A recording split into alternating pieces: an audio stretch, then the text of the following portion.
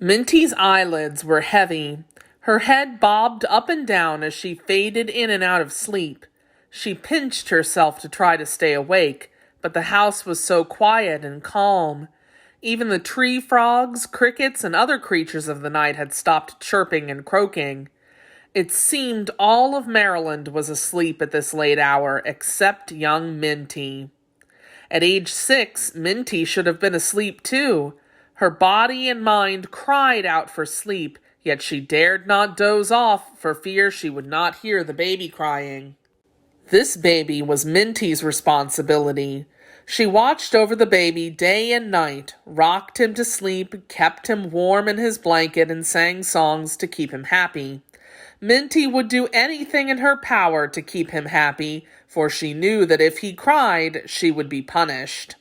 And so each time the baby stirred in his crib, each time he whimpered or moaned, Minty's heart raced.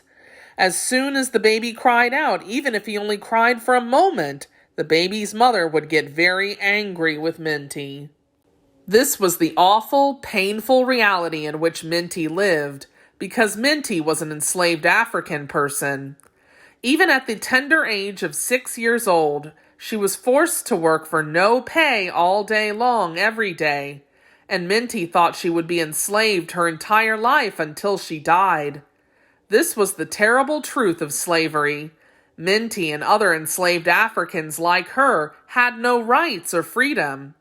Minty would be forced to do the hard work given to her from sun-up to sundown, providing great value to the plantation owner almost every day of her entire life.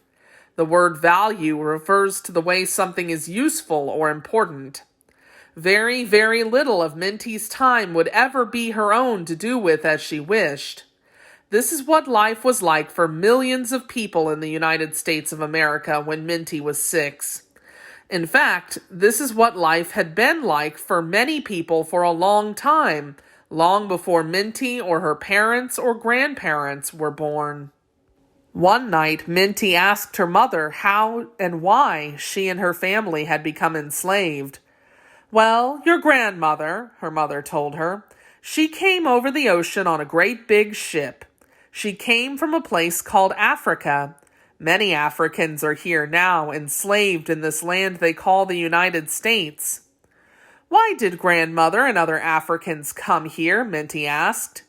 "It was not their choice to come here from Africa," her mother explained. "Africans were captured by men with guns and other weapons who wanted to bring them to America to work in slavery. They were put on these ships against their will, and then they were brought to this country and sent to places like plantations, farms, businesses, or households to work. Plantations are very large farms where crops are grown. That's why our life is the way it is. We do as we are told, and we do our best to survive." By this, Minty's mother meant they worked hard to keep their families as safe and healthy as possible.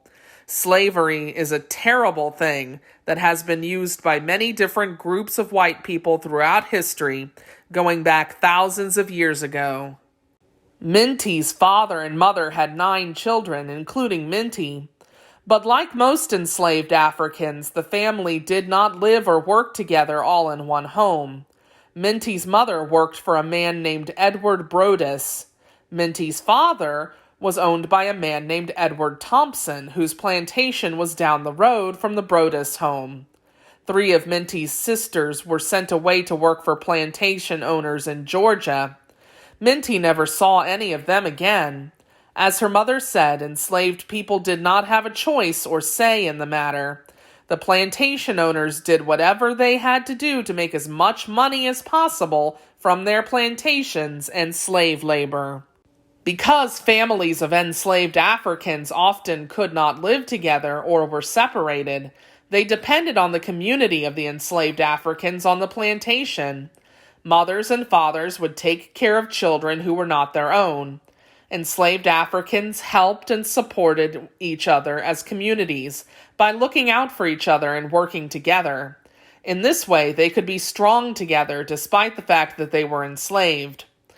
Although life was hard for the enslaved people, this working together and helping each other contributed to their survival and made it better.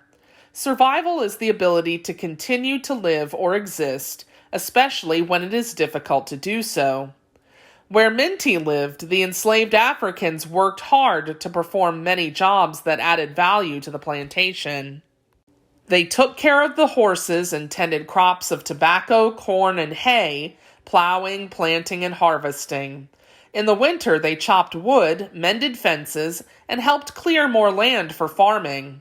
Many enslaved people were skilled at a trade. Some tended to the farm animals and butchers preserved the meat. Weavers, spinners, and seamstresses were involved in the process of making clothing. Their skills were valued. Skilled carpenters constructed and repaired buildings and made furniture, and blacksmiths used iron to make and mend important tools for the life and work of the plantation. Many lived in shacks with dirt floors, had one set of tattered clothes and no shoes, and didn't have enough to eat.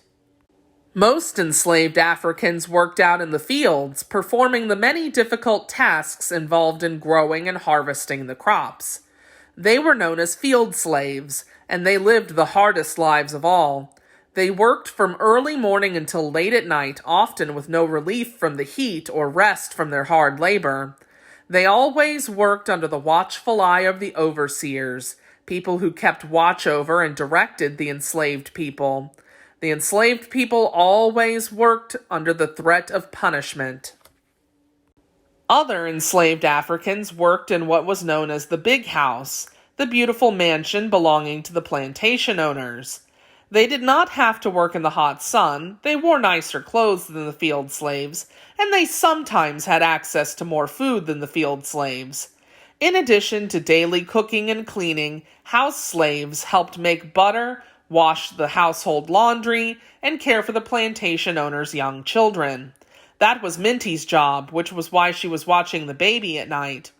Just like those who worked in the fields, enslaved Africans who worked in the house worked hard.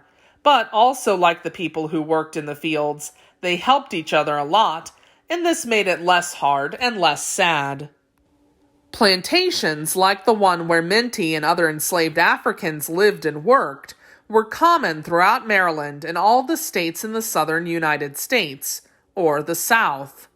The South had rich soil and endless farmland.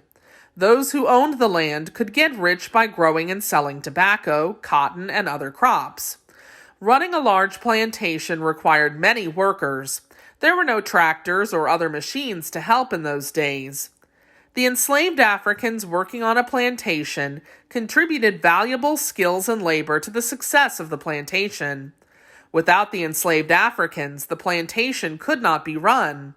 They did many important jobs of all kinds. Even so, rather than hiring workers and paying them, plantation owners who were white forced people who were black to work for free in a life of slavery. The plantation owners thought they could treat these African people the way they wanted to because they looked different. Because of this difference in the way they looked, the plantation owners thought they were better than the people they enslaved. As enslaved people, they were not given any wages or money for the work they did on the plantations. Millions of Africans were taken from their homes and shipped across the Atlantic Ocean to live a life in slavery, and the children of the enslaved Africans, children like Minty and her sisters and brothers, automatically became enslaved the very moment they were born. They would likely remain enslaved until they died. As Minty's mother explained, enslaved people did not have the choice to be free people. Or did they? Early on, Minty began to wonder whether it was possible to resist or fight back as an enslaved person. She wondered this because she had, in fact, seen her own mother resist the plantation owner's wishes. When Minty was young, Mr. Brodess arranged to send her brother Moses to a plantation belonging to another owner.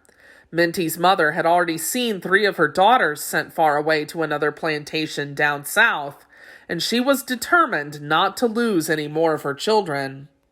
When Mr. Brodus came to fetch Moses to send him away with the other plantation owner, Minty's mother stood in the doorway and promised, "I will not allow any more of my children to be taken away." Something in her eyes must have scared Mr. Brodus that day, because he turned around and he never tried to send Moses or anyone else in Minty's family away again. This event gave Minty a shred of hope that one day she might be able to fight back and possibly win her freedom.